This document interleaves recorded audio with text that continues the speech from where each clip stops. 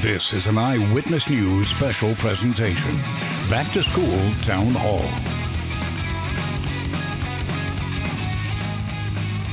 That music got me excited. Yeah, it did. Welcome to our Eyewitness News Town Hall with the Chancellor of New York City Public Schools, streaming live on ABC-7 NY. I'm Pedro Rivera. I'm Shirleen Allicot. Thank you so much for joining us. We got a big change in store for many of the nearly 1 million public school students when they return to class on Thursday. Can't believe it's Thursday. It's right around already. the corner. Yeah, that's right. No more cell phones or other devices connected to the internet. It's part of a push to eliminate distractions in the classroom. Some schools have had rules in place already, but for many, this is a big deal. And over the next hour, we're going to walk you through the new rules, and we're going to have a distinguished panel to answer your questions. Yeah, we're going to talk about everything from AI in the classroom to school security to healthy meals to language programs. And we're going to take you inside a school in Brooklyn with a new specialized program for children with disabilities. So let's introduce you to our group here, our panelists. Joining us today, we have New York City Schools Chancellor Melissa Aviles-Ramos, Deputy Chancellor of School Leadership Danica Rux, as well as Deputy Chancellor of the Division Inclusive and Accessible Learning, also DIAL, Christina Foti, and Security Director Mark Rampersand. Thank you, guys. Thank you all Thank you. for joining us. We have a lot to discuss over the next hour, but first, WABC's President and General Manager Mary Lou Galvez has a message she'd like to share with us. Mary Lou? Thank you so much, Shirleen and Pedro. Hello, everyone, and welcome. I'm Mary Lou Galvez, President and General Manager of WABC, and I'm so thrilled to have all of you joining us here today at our Live with Kelly and Mark studio, and to everyone watching our line. As we host our annual Back to School Town Hall, we have a wonderful lineup of educators here today, including, as said, the New York City Schools Chancellor Melissa Aviles-Ramos and Deputy Chancellors who have joined us with her. And they'll take part of a wonderful conversation about our schools and education system and answer your questions. And I want to thank everyone who took the time to submit those in advance. It is truly the reason we do this, to create a space where our leaders can hear from you directly. And I'm so grateful to all of you for being here and participating. And a big thank you as well to our Eyewitness News anchors, Shirleen Allicot and Pedro Rivera, who will be moderating today's discussion. We'll be posting a recording of today's event on our website, and as a follow-up, we'll also be airing a brand new special, as mentioned in tomorrow, our 5:30 newscast titled Back to School, Phones, AI, and Your Kids. This 1-hour special will further explore cell phone policies in schools, including the pros and the cons of bans and the use of AI in the classroom. The education and well-being of our kids is something all of us here at ABC7 are committed to, as your local news station and also as parents ourselves. I hope you find today's town hall both helpful and insightful as you and your children begin the new school year. Thank you again for being here. Now please help me in giving a warm welcome to Shirleen and Pedro. Thank you so much. Thank you so you. much. Before we get started, of course, we do want to share a special message from New York City Mayor Eric Adams. As a father, I remember dropping my son off to college and questioning the head of the school over and over again until he put his hand on my shoulders and said, "Eric, I dropped my daughter off to school." And I said to myself, he gets it. I can't place my hands on your shoulders, but I want to tell you, I get it. I get it, you're concerned about safety. I get it, you're concerned about the quality of your education. I get it that this is your most important investment, your child. Your child is my child. And how I feel about Jordan, I'm going to make sure I treat your child as Jordan was in every one of those seats. We will protect, we will promote, we will educate, and we will make sure your children are ready for the future. You just heard him say it. The mayor said it well. Making sure your children are ready for the future is really what this is all about. Chancellor Aviles-Ramos, we want to give you the floor. Do you have a message you'd like to share before we begin? Yes, of course. We are thrilled to welcome back every single one of our students. My own daughter is a student in the public school system, and so this is exciting for me to see her as a rising sixth grader. And I've always said what I want for my own daughter is that what I want for every single one of our students in New York City public schools. And the mayor said it best. We want to make sure they're safe. We want to make sure they're loved. We want to make sure they are challenged academically and that they are given every opportunity to succeed now and in the future. I mean, truly, it is a tall order, but I think that's why we're all here, to make sure that happens. And when kids do go back to school on Thursday, right around the corner, many of them are going to face that big change. And one of the biggest ones we're talking about, the cell phone ban for schools. It's a big ask. We are all into our cell phones. We understand. And you're right about this. It's state law now. So no phones in schools. Governor Kathy Hochul signing off on the ban, citing some troubling statistics. Yeah, 95% of teenagers have smartphones. They get 250 notifications a day on average, just to put it in perspective. And advocates say all those notifications add up to one huge distraction. There is proof and there is statistics behind it. Of course, a cell phone ban is nothing new for New York City public schools. They were banned from 2006 to 2015, and about half of city schools already have restrictions in place. Eyewitness News reporter Lauren Glassberg talked with Governor Kathy Hochul about the latest ban, and she joins us now with more. Hey, Lauren. Well, you know, so many students have their own cell phones now, and everyone knows how distracting cell phones are. Just when they're in your hands, they're distracting, and even knowing that they're nearby, within reach, checking it, always seeing what the latest alert is. And teachers are spending a lot of time asking their students to put away those phones. But this fall, all of that changes in New York State with a new cell phone ban. While people may not realize it now, this is going to be transformational for our children and their ability to actually start learning again in school.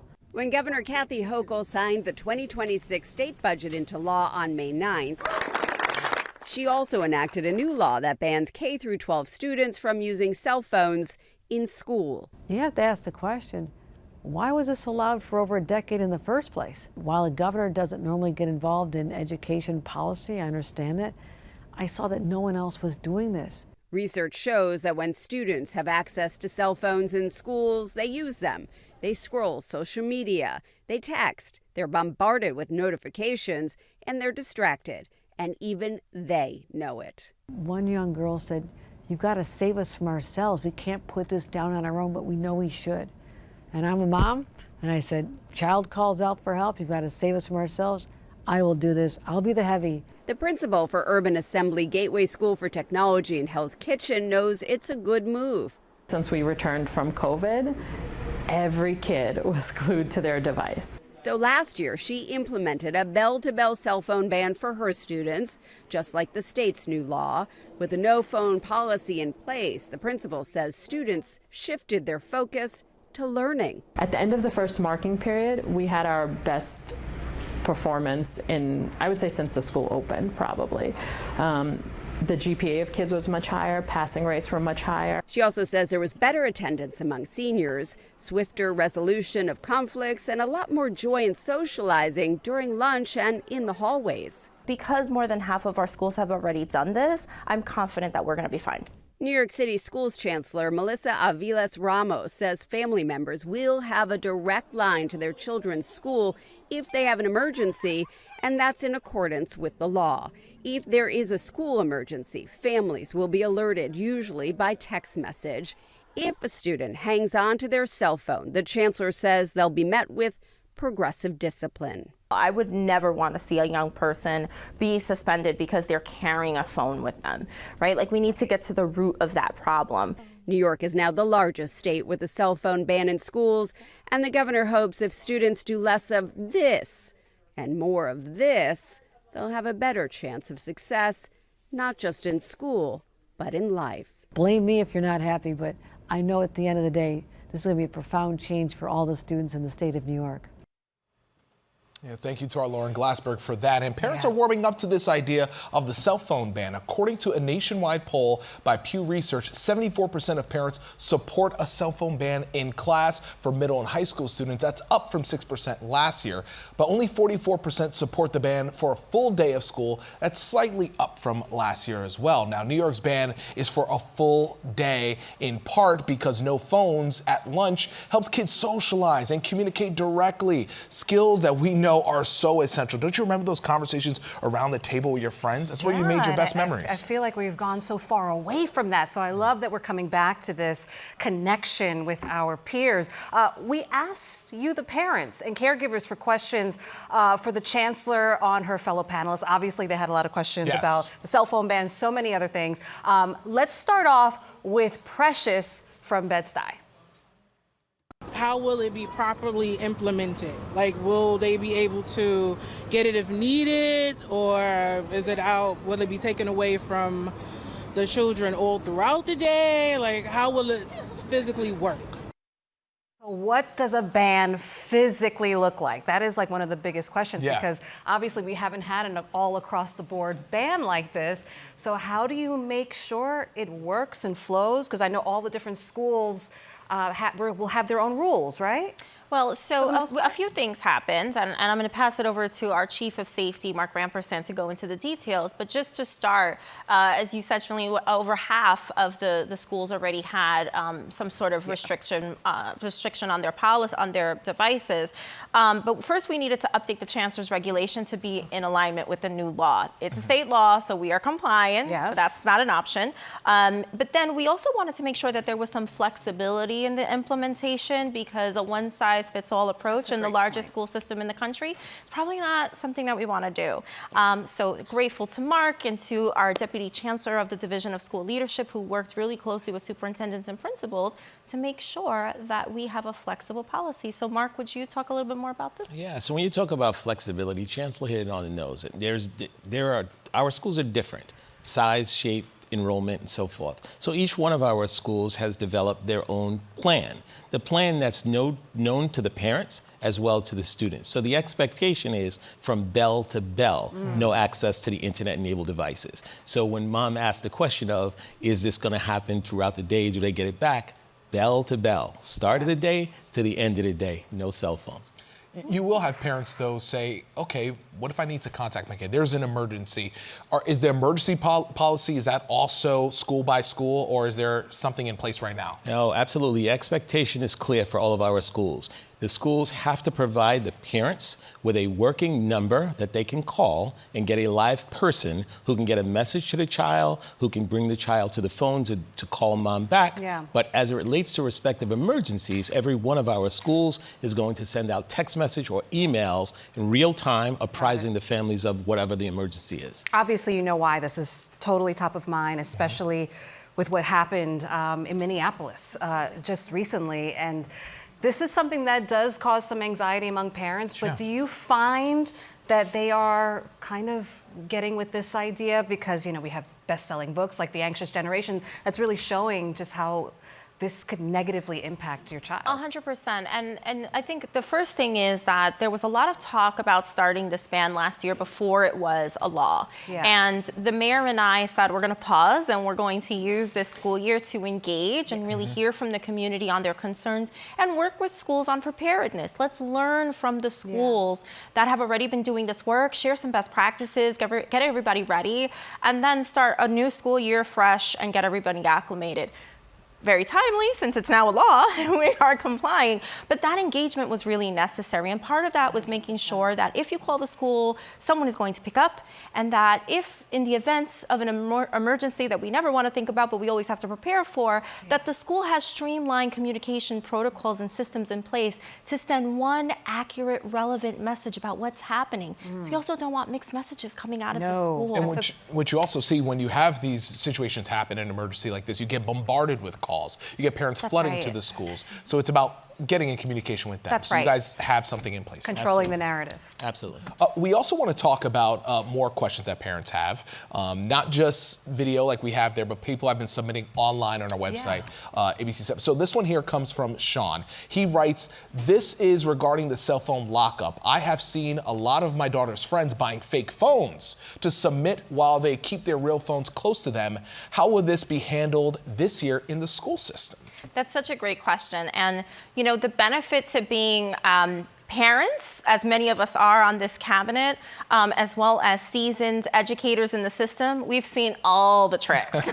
We've seen it all. And so we've anticipated some of this. And again, Mark, you can talk about all the fun work that you've done to prepare for that. Yeah, so listen, we're not new to this, right? 800 of some of our schools already doing this. So all the tricks that the new crop of students think that they're inviting us to, right, has already happened. So schools are prepared to address students appropriately. One of the things that we want to ensure is that we have guardrails in place. Okay. So for those young people who are in fact committing exactly what you just described, that we're not taking a real punitive measure. Like, listen, if you're gonna put a fake phone in there, but you're not gonna get caught using your other phone, okay, right? We can't deal with what we don't see. Yeah. But we do want to continue to stress the message that this is for the well-being of our young people. This is for their health, and we want to get that message out as best we can. That's why it is so essential that parents are on the same page.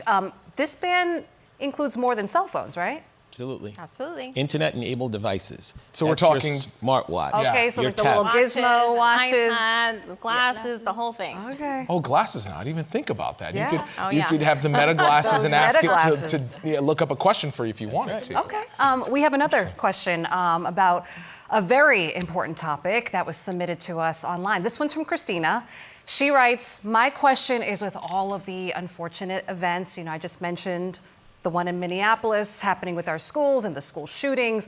What are you going to do about keeping children safe? As an educator and a parent, this really concerns me. Have you thought about the school doors having locks with a buzzer in order to gain access inside the school building?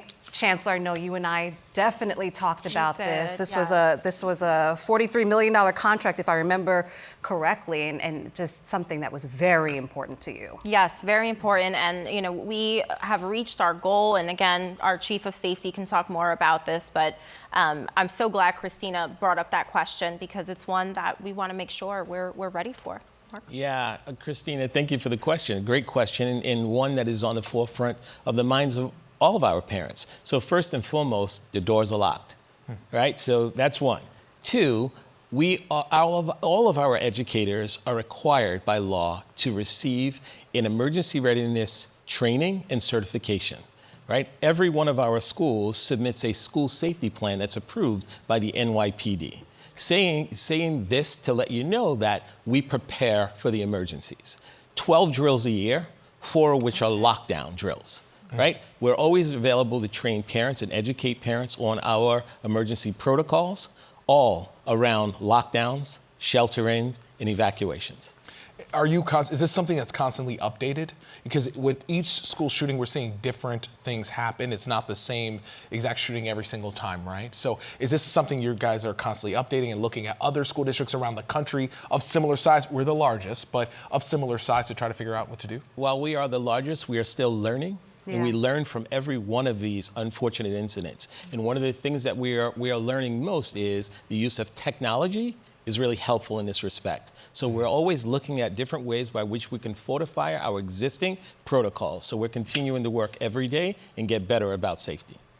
All right. Let's talk about another big topic here, artificial intelligence. Oh, yes. Since we are talking about cell phones, that's another part of this. AI. Yeah. How are you guys planning to incorporate artificial intelligence? I mean, we have a question actually from a parent who has this very question, Leanne Miller in Manhattan. Can we play that?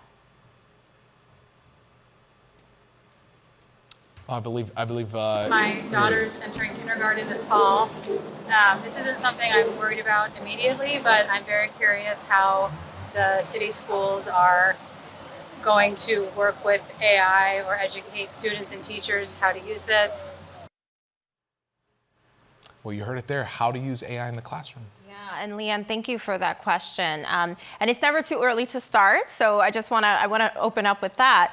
First of all, we needed to take a step back and think about how we think about AI, right? Again, large school system, making sure that we are working with parents and educators and with students in a productive way. And AI is changing in real time. So we created a 4-part framework to really think about all technology and AI. And one of the domains of the framework is around safety and data privacy. So we updated our chancellor's regulation around data privacy, which had not been updated in a number of years. So we're really proud of that work.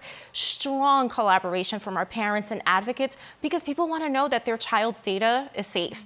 The second domain is around helping teachers be more productive and efficient in classrooms. AI is by no means going to replace teachers. That shoulder-to-shoulder support, that coaching, that love that teachers give, we are not replacing that with AI, but teachers have big jobs and we want to make sure that they have all the tools that they need that they can leverage to make classrooms more inviting and innovative.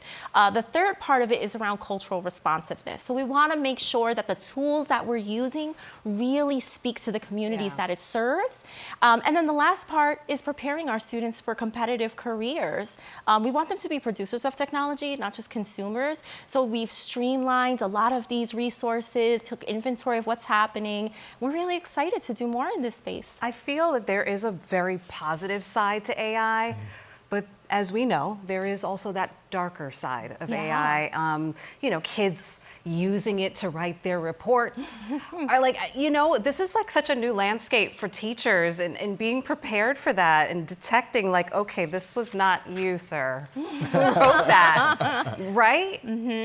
Well, that's why training and support and taking inventory of the tools that they're using and setting guardrails, right? It's important that we have the guardrails in place that still allow for us to take advantage of these technologies because we don't want to be left behind, but we want to make sure that we're doing it safely. How do you work with parents and educators on keeping up with those advances? Is there anything specifically that you guys are doing to make sure that the parents and the educators understand what's happening in that landscape? We have hosted a bunch of focus groups and we have a working group around data privacy. We are continuing. We have a policy team that works directly with advocates and families and hearing from them constantly. It's not just a one-time engagement opportunity. That has to happen all the time. So we're really excited to continue that engagement. And is it part of the curriculum yet? I mean, it sounds to me like you guys are still kind of working through that. Well, there are tools that support the curriculum, right? It's not a curriculum per se, but it is a suite of tools that can be leveraged in the classroom. And also, again, our career pathways, everything that happens in Future Ready NYC and how we're preparing students for careers in AI. Okay. All right. Well, we want to move to another topic, immigration. Some families are feeling a different, type of feeling going back to school. There's a lot of anxiety in the light of President Donald Trump's administration's policies and recent ICE detentions and deportations that we're seeing. Yeah, just a few days ago, I had the opportunity, well, you did, with the mayor, and you asked him what he was doing to address these concerns? And he was very concerned, but we spoke about that topic. Take a listen. Recently, a 6-year-old girl who is here in New York City public schools as a student with her mother were deported to Ecuador, and she's not the only one. There have been other students who have been detained by ICE. You're going to have a lot of parents scared to show up to school. At least this is what we're hearing from when we speak to parents. That are going to be afraid to drop off their kids out of fear that there could be ICE sitting there waiting for them, that they could drop off their kid and then not see them for several months if they're detained themselves or their child. What do you say to those parents? Well, first, we have not seen that in our city. This case was not that someone went to the school to take the young girl. This wasn't a case where ICE was sitting outside the school waiting to take them. Well, it happened in the summer. It happened when school was not in session, right? So, I'm speaking very specifically to that first day of school, of dropping my kid off at the first day of school. How do I know that I'm not going to get detained, or am I going to be okay to drop my student off? And the federal government is solely authorized to deal with immigration issues. That's totally their power and authority, not local municipalities, cities, or states. But what we have found, as I've continued to tell parents, bring your children to school. ICE has not been in our school. Last year, when there was a great deal of concern, we told our parents to go to school, bring your children to school. We're saying that again. We have not received any indication that ICE will be sitting outside the school building or attempting to go inside the school. There is no indication of that. If we receive that indication, we will take the necessary steps to notify parents. But right now, I'm saying first day of school, documented or undocumented, take your child to school. That's the safest place for a child in school. And we signed an amicus court brief voicing our concern of what happened to that young 6-year-old. We don't believe anyone that's going to a legal court proceedings should be captured or gathered at that court proceeding. We think that's the wrong message to send. So you heard the mayor there say no indication of ICE agents sitting outside of schools. But again, school has not started yet, and that's a concern for parents. They're thinking about this. So what is the department's policy regarding ICE agents and the Department of Education entering schools or even just waiting outside of schools? So last year we started Know Your Rights training for our families and Know Their Rights training for staff, including for principals and parent coordinators, and in collaboration with NYPD for school safety agents. And so it's really important that everyone knows the rights of our families, both documented and undocumented. In terms of non-local law enforcement officers, they cannot enter the school building without a judicial warrant. We also do not want safety agents or parent coordinators or school staff who are at entry trying to figure out if this is in fact is a judicial warrant. So we have a protocol in place where principals can work directly with field counsel to determine if this is in fact a judicial warrant. And then there's a protocol for following through. People aren't just marching through the building. Families have to be notified. There's a whole process attached to this. So schools are safe. Non-local law enforcement cannot enter the building. And what I will say in addition to that is the blue card, the official form of communication that lists every adult who is available and legally responsible to pick up a child, that has to be filled out and taken very seriously. That family communication plan lists if I could tell families anything, please make sure that your blue card is up to date and we have every piece of information. But is there anything in terms of a buffer zone or anything in terms of ICE waiting outside of schools? Sure, they can't go into schools, but what about, right down the block or standing, a couple feet away from the entrance? Yeah, we have such great partnership with a lot of community-based organizations. We hear of escalations, and with permission, we support families with resources. Project Rousseau has been a tremendous partner in helping families get representation. So we're staying really connected with our families and with the overall community to provide support. And what we're saying is, please feel safe coming to school because we are here to protect every single child. But you totally empathize with those fears because it is attached to something legitimate. We saw the 6-year-old just a week and a half ago. Of course. Get deported with her mom, and then you have, some families going to courthouses thinking that that's also a safe space, and that turns out not to be the case. What do we want to say directly to these families who are afraid to send their children to school? Yeah, I want to say that we completely understand the fears. We love every single child in this system. We stand with every single child in this system. And it is our responsibility to uphold these protocols and to make sure that we're staying connected with everyone on the ground so we can provide that much needed support. We are here for every single one of our children. Let's talk about the latest in test scores. Okay. It's been going up over the past decade. Good numbers here. Let's take a look at this. New York State's test results show 57% of students in grades 3 through 8 were considered proficient in math last year. That's up 3.5 from the previous year. About 56% of students were also proficient in reading. Again, more good news. That's more than 7 points higher from the year before. But obviously there still are some big disparities across all demographics. So the question is, of course, how do we address these? Obviously, we applaud you for this because I feel like NYC Reads, NYC Solves, it was a little bit experimental. And look at how it's proving to have some positive outcomes, but those disparities. Yeah, well, before we pass it over to Dr. Donica Rux, who has really led this work, a couple things. One is that we've learned that we are really addressing an opportunity gap, not an achievement gap, because when we invest in teachers and we support them, we see that our kids are able to show up and make big gains in a short amount of time.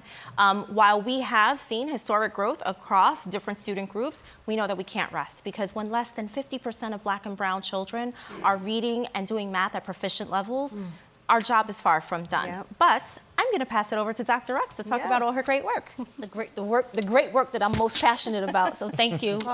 31 years in the system, and one thing that I've realized is that teachers want to do right by their children, but for far too long they didn't have the right playbook. Right? And so New York City Reads and New York City Solves has really enabled us to provide teachers with job-embedded coaching, our teachers and our principals with professional learning that is targeted, and it enabled us to provide our superintendents with the resources and the tools that they need in order to monitor the implementation of this great work, right? Our teachers are rising to the occasion and they're doing great work, but we know that we have a lot more work left to do, right, in the system. The disparities are real. That is something that I'm looking at every single day. And we're doubling down on the work because we've seen the impact that it has. So as a result of us hearing from the field, because that is a great part of the work, continuing to have these feedback cycles with people who are closest to the work, we realized that we needed to expand, right? Superintendents and principals were saying, hey, this is great work. It has organize us in a way that has never been done in the system. It's unprecedented support that we're providing our teachers, our principals, and our superintendents with. And so for New York City Reads, we're expanding to 102 more schools in middle schools this year. And for New York City Solves, 84 schools, right? We're expanding the work. They're getting the coaching. They're getting the professional development. They're getting the support they need. And most important, our students have access to high quality instructional materials. It sounds like you're listening to both parents and teachers and students, just getting the feedback, people who are in the classrooms. Absolutely. That was one of the greatest lessons that we learned in year one, that we couldn't do this work in isolation, right? It's easy for us to sit in the ivory tower at 52 Chambers Street and make all of these decisions, but in order for us to see the impact, we had to be close to the field. So I sat at Tweed, but I was out there in the field with the people on my team every week, meeting with superintendents, meeting with principals, meeting with teachers, meeting with labor partners, and the list goes on and on and on, because we wanted to be able to make real-time adjustments to the work that we're doing. I don't think we would be able to see the great impact that we're seeing if we didn't do that. And so that has become a key factor in how we're rolling out this great work. And I know it was no easy feat getting all the teachers on board, trained to do this. I remember last year I was in an elementary school in Harlem as a 5-year-old was reading so beautifully. I'm like, I'm gonna be out of a job soon. But it was so impressive, and it's nice to see that momentum continue. It's really important. We have a question from a parent. George writes, what do the public schools use the Wit and Wisdom curriculum in dual language classes when it doesn't have Spanish or French resources to support dual languages classes? So that's a great question, and that was one that we were faced with initially as well, right? Yeah. Like we have these curriculums, but they're not all in different languages. And so one of the things that we've done in District 20 is that the teachers and the principals came together and they started developing tools to enable them to be able to provide content in the language that the children speak. And so that was just the start of the work, but that is something that we're going to double down on as we're rolling out in future phases of this work. Especially now. Yeah. We have so many people from so many different nations exactly in the city. And so we're not just relying on the curriculum providers, although we do have conversations with them, and we're putting a lot of pressure on them to enable us to be able to roll out this work so that the students have access to the language that they are most comfortable with. So this is again, lessons that we're learning as we're rolling out this work. And access is key. Chancellor Aviles-Ramos, I know that there is a program that is near and dear to your heart. I know that it was sparked after that tour, that 5-borough tour that you talked about. We're talking about NYC Cares. So talk about what this program offers and what makes it so essential. Yeah, to me, this initiative really is about looking at holistic support for our young people. And when we talk about New York City Reads and Solves, you know, we know that we're giving so much support to the academic portion of school, but there are a lot of different reasons why children are sometimes not successful in school. And rather than look at parents and say, you're not bringing your child to school or your child isn't doing well, we took a step back and asked the question, why? What's keeping them from coming to school? What's keeping them from being successful? And when you think about housing insecurity and food insecurity and domestic violence, there's so many things that that can really hurt a family. And children come to school oftentimes with that baggage. Yeah. Not to mention, even if they don't have any of those issues, depression, social emotional issues, things are things that plague our young people often. Yeah. And so New York City Public School Cares started with an anti-bullying and anti-vaping campaigns because our young people said we need support in this area. So these are student-led campaigns where they're spreading the word on why you shouldn't do that and how you can get out of those behaviors. And of course, Chief Rampersad is leading the charge on that. There's also the Family Connectors piece, which is led by Dr. Cristina Melendez, our Deputy Chancellor who oversees family and community empowerment. These Family Connectors are trained on resources that exist across New York City, how you can access them, how you can take advantage of them. And so these Family Connectors are positioned across the New York City and different community events and places and spaces, and they simply share with other parents.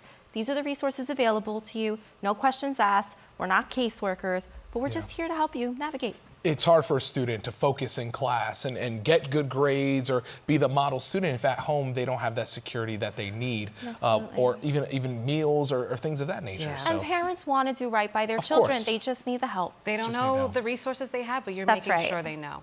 Let's talk about more of the celebration going on for you guys. An early education center in Brooklyn.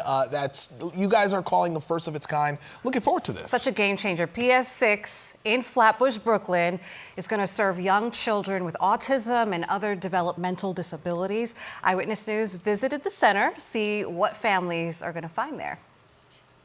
We are so excited to be here today at PS6, a new early childhood center in Flatbush, where we are opening classrooms and opening the doors this September to 3, 4, and 5-year-olds. The best part about this site is that we will be welcoming kids of all abilities. So kids with significant autism, kids who are typically developing. It is our dream at New York City Public Schools to have students with disabilities be able to attend their home zone schools. And this is the exact example of what we want to be seeing this September. When we had the opportunity to come up with a project to welcome all of our littles, we identified this location, which is a staple in the Flatbush community. And additionally, as you can see, it's outfitted for our littles. We have the little chairs, we have the properly height toilet seats, and we have the bathrooms in the classroom. This building, being a new space, is fully accessible, which is incredible. Any mobility challenges will be attended to. As you walk the space, you will also see that there's space for their physical therapy, their occupational therapy, their speech therapy, because of the layout of this building. This program is intended to bring community together, but also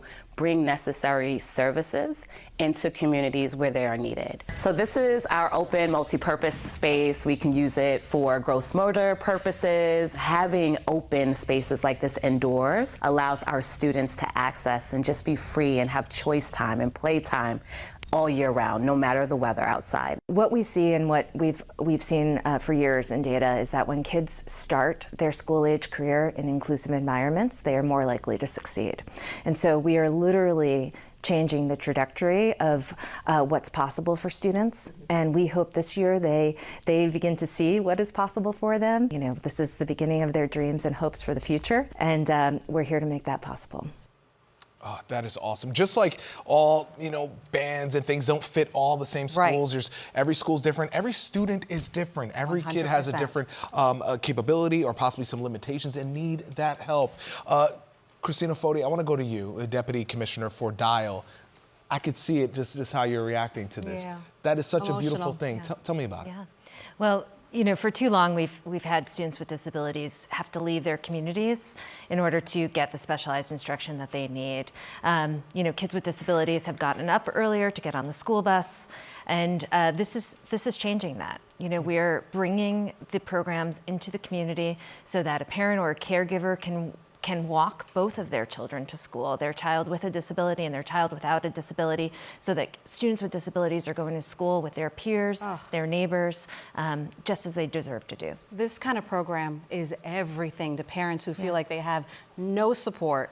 What is your vision, your hope for a program like this for all 5 boroughs. Yeah, so we are expanding programs just like this across the city. This under our chancellor, we've been able to invest more than we ever have before in expansion of these programs because we are seeing outcomes in these programs that are unparalleled. Yeah. In some of our autism programs, students with disabilities are graduating in 4 years at a 97% graduation rate, which means that they are outperforming their peers without disabilities. These programs work, and we're going to continue to expand as long as we can, as much as we can, and to bring them closer to home. How important is it that, because special education is obviously very important to you. Yeah.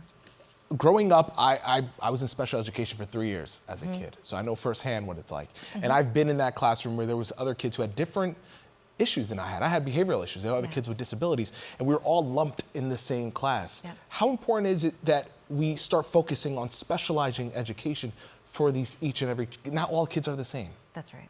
That's right, Pedro. You know, I come to this work because I'm a sibling of an adult brother with disabilities, and his classroom was all the way in the back of the school by the, you know, where the You're like isolated. Yes. You're thrown to the back. You know, where the buses were delivering, where the food got delivered, that's where his classroom was. And that has instilled in me a passion to make sure that things are different for other kids. And so when we talk about, one of the things we pointed out about PS6 is that it's fully accessible. So if a child is using a wheelchair, that child is going to be served at PS6 if they live down the street. And so our hope is that we develop a school system where every child, no matter what they are bringing to the table, can access their home zone school with their, as we said, with their siblings and their neighbors. Yeah. Amazing. Speaking of new programs, an HBCU early college prep high school opens in District 29 in Queens this school year. And last fall, you launched a Black Studies pilot program. But since then, the Trump administration has ordered that school districts eliminate diversity, equity, and inclusion initiatives. So have New York City Public Schools made any changes as a result of this order? Because as you remember, we talked about this last year. Yeah. We have not, and we don't have any plans to.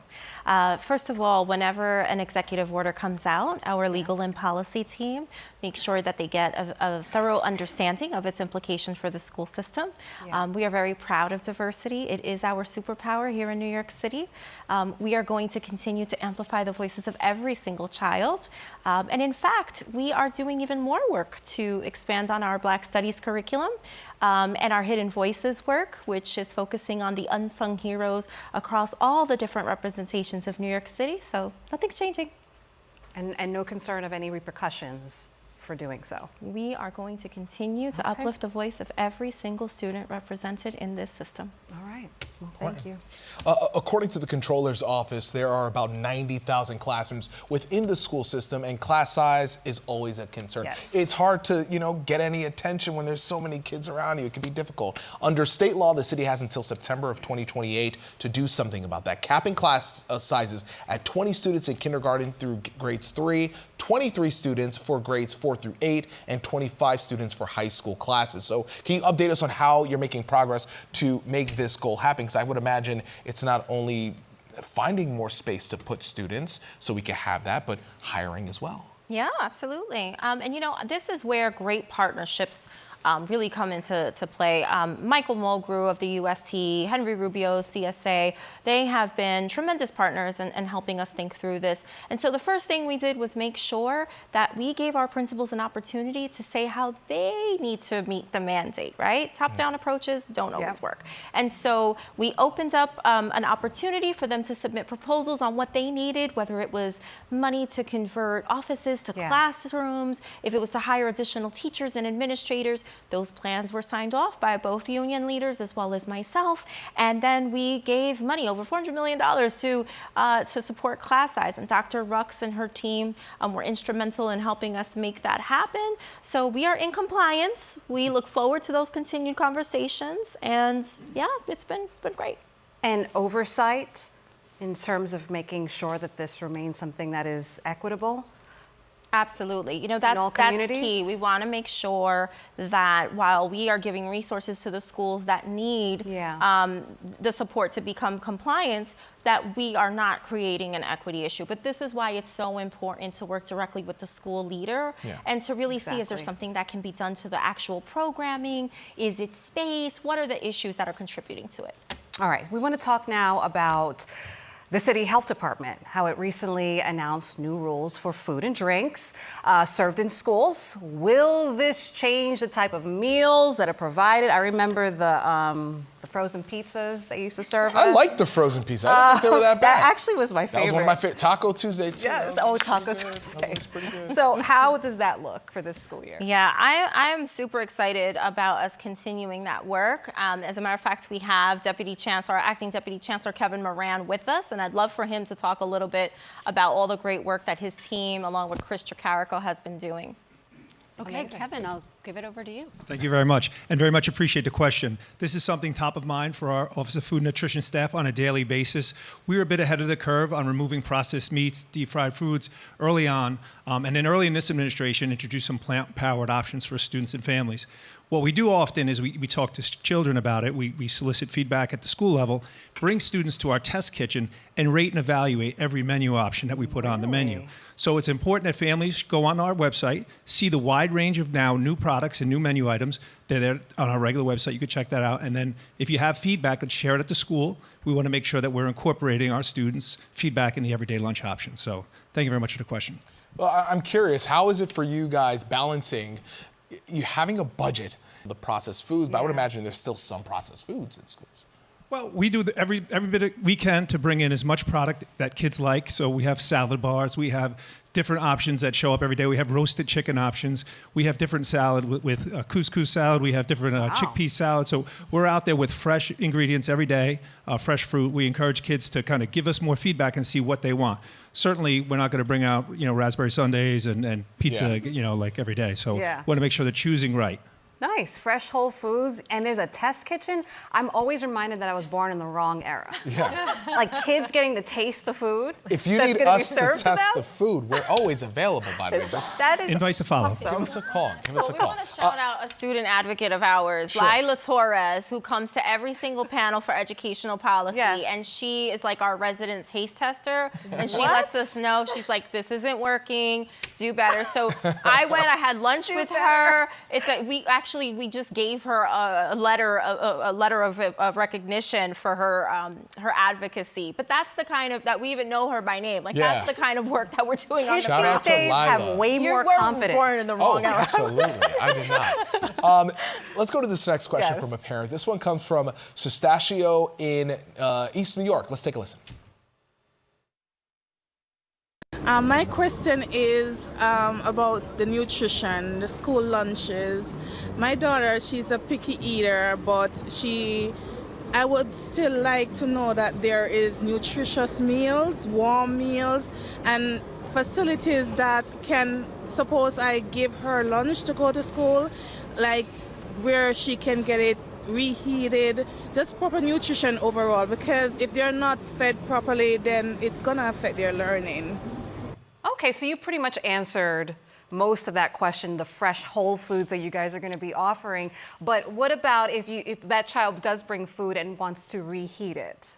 Well, certainly one of the things we want to provide more exposure to our city school system is our cafeteria enhancement expansion. So what we're doing now is we're removing the traditional serving lines where food was literally placed on your plate and you would advance in the line. Yeah. Whereas now it's a college type setting where students self-select whether they're taking chicken fingers with sweet potato wedges, or they're picking a salad or a yogurt or fresh fruit. They could work their way down the serving line. That's something very important to see, that's all kept at temperature in accordance with all of our Department of Health guidance. Sure. So we want to make sure families know that those warm options are available for them. Should a student have unique needs, we'd like to meet them where they are, and it's something we could help with. Okay. Well, how many meals do you provide? Yeah. And who qualifies for these meals? So we serve every student that wants across the city. So we're roughly serving about 500,000 meals a day. So anybody that wants the food can actually walk right in line and just carry on. It's a universal free program. I want the food. We're going to set it up a follow-up. Sounds good. Breakfast and lunch? Breakfast, lunch, and snack for the evenings. And snack for the evenings. Awesome, awesome. We also want to talk about COVID-19. Yeah. We have really come a long way since 2020 and 2021, but it's still a real thing, and it's something that, different pediatricians have different guidelines. At the federal government, there are different guidelines. What are this year's rules, not just for COVID-19, but for vaccinations in general? Yeah, that's such a great question. And actually, Kevin is still with us, and he can tell us. Absolutely. So we follow all the New York State health guidance. The vaccines haven't changed year over year, and the COVID vaccine is not mandatory. Although all of our school nurses, and we have conversations with families, have conversations with your pediatrician about the best intervention to keep yourself safe. Vaccines are proven over and over again to help families and students stay safe, so we encourage that. Well, you know why some families probably will be questioning that, importance of vaccines. Do you have any protocols or any plans to talk to parents to make sure that they feel encouraged to do so? Absolutely. The Department of Health here in the city provides a wide range of parent resources on the website. We echo that through our school nurses, and then we encourage families at the school level to make sure you have those honest conversations with your pediatrician, that you're hearing something you're concerned about, but those are very personal conversations you'd have with your pediatrician about the value of vaccines. Yeah, it's so topical with outbreaks of measles, very preventable diseases. When it comes to healthy kids, it is not just a matter of physical health, mental health, also a very important topic, and we can't say that enough. What resources are we trying to provide to schools and offer parents and students alike with the help that they may be seeking? I know you talked about NYC PS Cares. That helps a lot. Absolutely. But I want Chief Rampersad to talk about the amazing work that we've done with social workers. So proud of his work. Yeah, so we continue to talk about safety, and we think about it from the physical standpoint. But the emotional safety is what's important in this space. So we have done some amazing work through our Dr. Beverly Logan, who couldn't be here today, but I really want to shout out that leadership work. Dr. Beverly Logan and team we made connections with 30 higher educational establishments to bring in 350 social work interns into our schools. Wow. Outside of the fact that all of our schools either has a social worker, guidance counselor, a mental health clinic, or CBO that provides mental health services. We've reached out to our partners who came in to the call to say, yeah, we're down, right? And this also creates a bridge from our colleges, interns, to our school system, for these interns to then become social workers in our schools. And we've lined the social workers up with the schools that they understand, kids who look like them, and the services that these young people need. This is fantastic. What have you seen? What has been the need? And do you feel that maybe banning cell phones will actually help children's mental health? So I can tell you from some of the personal conversations that we had with young people, we see that young people see the need to be able to socialize with each other. To be able to talk to each other. One of the things that we're introducing is a peer-to-peer mental health supports, right? Because kids talk to kids, right? They know each other, they know where to meet each other. And the work that these social work interns are doing is light years above anything that we can think about in terms of the needs for these young people. So the answer is yes, yes, and yes. That's why it's so important when you hear from someone who looks like you, who comes from your community, who have gone through what you've gone through in life, you can have those more vulnerable conversations and hopefully come to a solution. Let's get to one last question from a parent here. And this one involves the calendar. Right, this is very New York City public school specific here. Anniversary Day, formerly Brooklyn Queens Day, is always held on the first Thursday in June.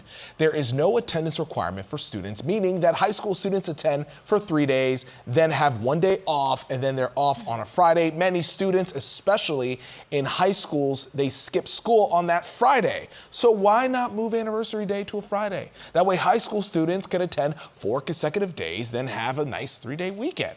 To avoid a conflict with lower grades, the clerical day for non-high school student grades can be Thursday. All right, that is very specific. We know. But why not move that day to Friday and just come? Why not? So thank you, Arnold, for the question. It's a great one. You know, I just spoke about this earlier. So much goes into planning those school calendars. Yes. Lots of conversations with the CSA and the UFT and DC 37, and we have to meet a certain number of days, you know, with our regulator, New York State Education Department. So not really an easy shift. We appreciate the feedback. We will take it into consideration, but school calendars are kind of tough. I was trying to remember Anniversary Day. New York City Public School high school student here. Like I don't remember it. Like man, it was Queen's a long time finest. ago. Queen's finest here. Let's highlight some, since we're talking about special days. Let's highlight some important upcoming days on the school calendar. Of course, Thursday is the first day of school. Big Very, one, big very one. big. And you're going to have an opportunity to talk to your child's teacher. Evening parent-teacher conferences are going to be scheduled by your child's grade. Conferences for elementary and pre-K will be September 17th. For middle and D75, it is September 18th. And for high schools, K through 12 and 6 through 12, the conferences will be September 25th. Let's look at the big breaks. This is what the kids are focused on here. Winter recess will be December 24th through January 2nd. Midwinter recess, February 16th through the 20th. You see it there. And then spring recess will be April 2nd through April 10th. And then on Friday, June 26th, school's out for the summer. We haven't even started yet. I We're mean, already wow, we're already talking about it. That's going to be the last day of school for students. Before we go, before I get to this last part here, I do want to ask you, because we did skip over something that was pretty important in terms of school safety that I didn't want to hit on. So if you don't mind just indulging me for a second. Weapons in schools. It's gone down year after year. We saw from 21 to 23, the numbers were much higher. It went down a year after that, 23 to 24. Have we gotten the new numbers yet for what it looked like this past school year? Absolutely. 24 to 25. So that's a number that we're still working with our partners in the NYPD School Safety Division. One of the things that we saw in talking to kids is it's not necessarily that they need to bring a weapon to defend themselves in schools. It is the to and from that they're most concerned about. But one of the things that I do want to highlight about the weapons that the dangerous instruments of which you refer, is many of those dangerous instruments are taken from kids because kids said something and adults did something. Wow. And it's very important to talk about the relationship. We talked about safety, we talked about the mental health support in that respect, and we talked about trusting adults. The young people are trusting the adults that they talk to, right? We are doing some additional work on educating parents of the importance of not allowing things to check out before your kids leave. Talk to your kids as they come home about what that day looks like so that we can ensure that that number decreases even further. You spoke about a lot of the trouble sometimes happening outside of the classroom, outside of the schools. You can't walk every kid home. I totally understand. It's not possible. But what do we do to better protect our kids when they are walking home? Parents have a concern that once my kid goes a block or two down the street, they're being followed by a group, and that's where the fights happen. What can we do to better protect our kids? Are you working with agencies or businesses around schools? Is it school by school basis? Just what do you? Listen, our schools are communities, right? And they sit in the middle of communities. We all heard from our grandparents about the village to step up, right? Great relationships with our partners in businesses. Great relationships with our partners in the faith-based overall. Our amazing partners who are our CBO providers on the outside of our schools, our partners in DYCD, the work that the School Safety Division does on the Safe Passage, Safe Corridor. And then shout out to our police department personnel who, when we tell them where the issues are, they are flooding that with resources. And one of the things that's going to happen this year is they're going to do some pre-work around the data to ensure that they have the appropriate folks or the appropriate number of folks in those places to ensure safe passage for our kids as they transition. It is so important. Thank you for saying that. Yeah. Because when we send our children off to school, we want to know that they're going to go to school, get an education, and come back to us. Come back. Safely. As we wrap up this Back to School Town Hall, we would like our panel to offer any advice that they may have to the students as they head back to school on Thursday. Yeah. You guys want to start? Sure. Why don't we go down down the line. All right, Christina? I think my biggest piece of advice to our students is to really lean into their teachers. Their teachers wake up every morning wanting to support them. Their teachers love them. Their teachers are there for their success. And so to our students, I would recommend that you really talk to your teachers, build relationships with them, and ask them for what you need. Great. My advice to our incoming students is to bring your authenticity into your school building and into your classrooms. Teachers are so excited to receive you, to meet you, to learn about you, and to use what they learn about you to help you learn. So just bring your authenticity into the classroom, and we can't wait to receive you all. Yeah, love that. Well, have fun, come back to school, enjoy school, take advantage of all of the opportunities that we are giving you. Speak up, advocate for yourself. Student agency is so important to us. We want to hear from you. We want to see you. We want this to be your best school year ever. You're only limited by your own limitations. What you want to see in your school, simply ask for. We make all things possible in New York City Public Schools. I love that. Amazing. My advice is I say, kids, sit next to your parents and watch Eyewitness News Monday through Friday, starting at 4:30. It's the best way to start your morning. Come on, you might learn something. Thank you all. Thank you. Schools Chancellor Aviles-Ramos and the rest of our distinguished panel. I mean, you offered so much to today's discussion. I really hope you, the parents, families, and young students who were watching took something away and have a very successful first day of school on Thursday.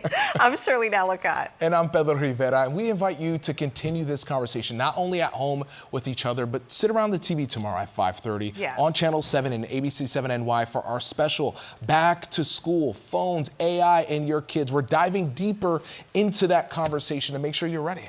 And if you miss any part of this town hall, you can also watch the recording on our website. For the entire Eyewitness News team, thank you for watching and enjoy that first day of school. Yes, good luck. Good luck.